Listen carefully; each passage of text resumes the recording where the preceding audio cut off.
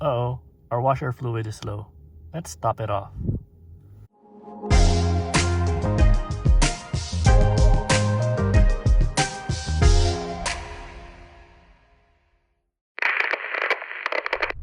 Adding windshield washer fluid on a BMW i8. Now, if you don't know, the filler for the washer tank is just below the windshield, here on the passenger side.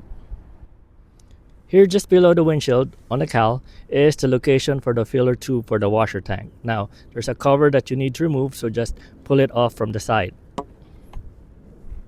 Now, use a funnel so that you don't spill too much of the washer fluid.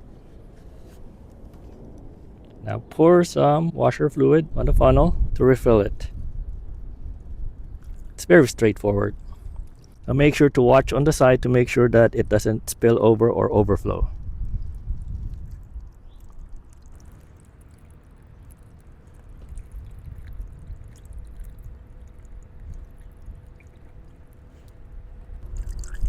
Oops.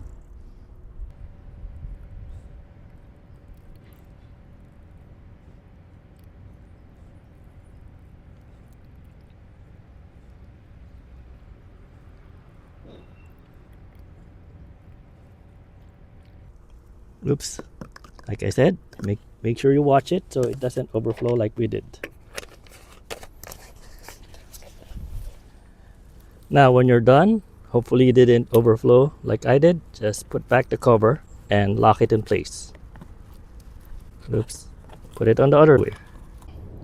Make sure that you put it back on the correct position or orientation before locking it back in place. Now that we have added washer fluid, let's see if we still have any warnings on the dash. Let's turn on the vehicle.